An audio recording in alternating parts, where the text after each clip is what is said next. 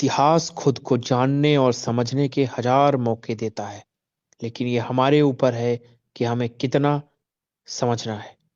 उसी के सहारे हम अपने वर्तमान और फिर भविष्य को संवार पाते हैं। ऐसा ही एक रहस्यमयी किला है मड़फा दुर्ग, जहां आज मौजूद है अपनी भव्यता को प्रदर्शित करने वाले विशाल खंडहर, लेकिन संरक्षण और जानकारी के अभाव में बची हुई सभी धरोहरें भी खत्म होने की कगार पर हैं।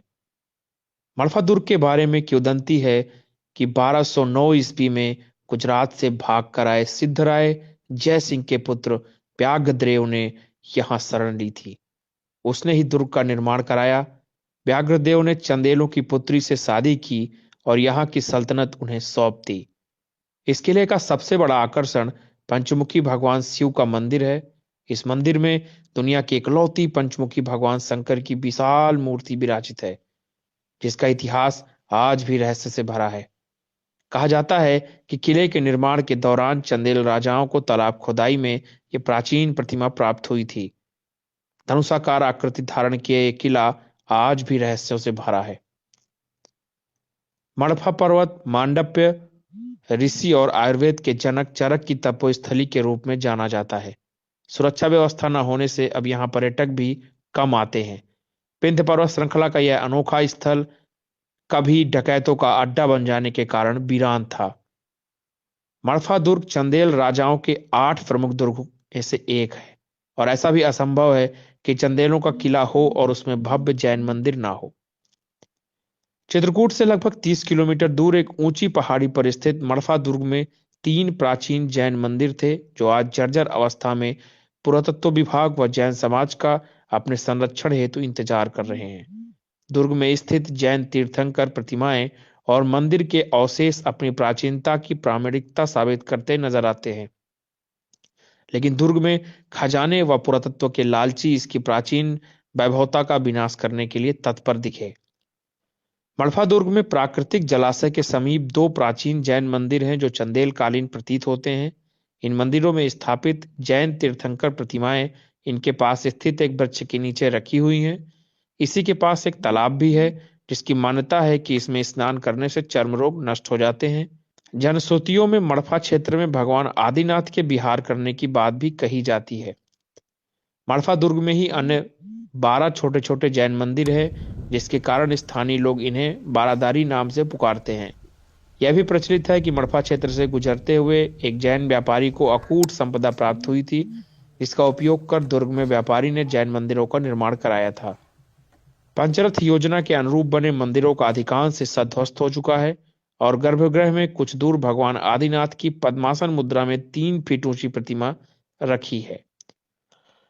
भगवान आदिनाथ की प्रतिमा की पाद पीठिका में संस्कृत में कुछ शिलालेख अंकित हैं। शिलालेख के अनुसार संवत 1408 माघ सुदी 5 रविवार को प्रतिमा की स्थापना का उल्लेख है।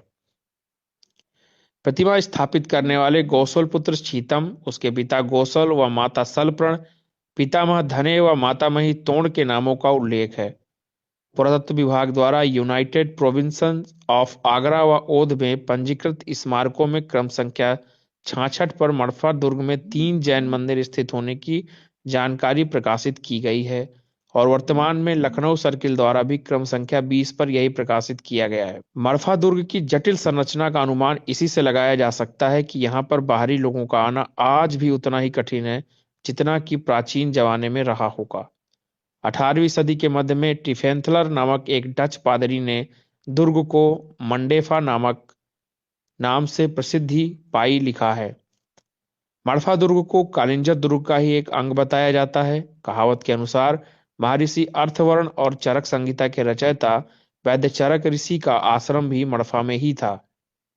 केंद्रीय पुरातत्व विभाग द्वारा संरक्षित दुर्ग को देखने वाला कोई नहीं है। रास्ता न होने से वहां न कोई अधिकारी जाता है और न ही कोई चौकीदार रहता है। कुछ हिंदू साधु ही यहाँ शिव मंदिर में रहते हैं। दुर्ग के किस्से आज भी हैं, मगर ये किस्से ऋषियों व राजाओं के नहीं अपितु अपराधियों के हैं, जिनके पीछे मड़फा का ऐतिहासिक महत्व छिप गया है, क्योंकि इन्होंने यहाँ के दुर्लभ सुगम ठिकानों को अपनी गिरफ्त में ले लिया है। फिलहाल अब डकैतों का खत्म होना ये संदेश दे रहा है कि पर्यटन के दिन आने वाले हैं, लेकिन कब आएंगे ये किसी को नहीं पता। कालिंजर का दुर्ग पर्यटन के विश्व स्तरीय मानचित्र पर है, मगर मड़फा आज भी उपेक्षित है क्योंकि यहाँ स्थित अनेक दुर्लभ प्राचीन मूर्तियां धन के लालच की भेंट चढ़ गई। खजाने के लालच में मंदिरों के गर्भगृह और ऐतिहासिक निर्मितियां खोद डाली गईं। मड़फा दुर्ग पूर्ववत वैभव कथाओं तक ले जाने के लिए प्रयास अपेक्षित है। यदि इस स्थान को उचित प्रकार से संरक्षण किया जाए तो यह क्षेत्र कालिंजर व चित्रकूट के समान एक महान स्थल साबित हो सकता है। हमारी सरकार से मांग है कि इस किले के संरक्षण की दिशा में तेज कार्य किए जाएं और पर्यटन की मुख्य धारा से जोड़ने के लिए मड़फा किले को रोपवे से जोड़ा जाए, जिससे आना जाना सुगम हो लोगों का और पर्यटन बढ़ सके। मूर्ति के कोई मतलब अंत तो है ही नहीं। जब चले लो बस यहाँ वो राज किए हैं और ये किला बना, तब नहीं इसको सपने आया, तब नहीं राजा इनको खुदा करके इसमें रखवा दिए।